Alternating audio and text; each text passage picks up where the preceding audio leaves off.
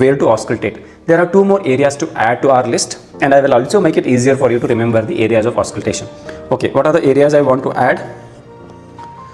On the right, we had this area for pulmonic valve on the second intercostal space, right? Just above that, in the first intercostal space, I have one more area, and that area is called as Gibson's area.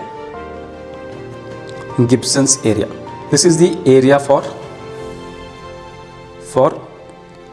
patent ductus arteriosus murmur, or the machinery murmur of PDA. The machinery murmur of PDA.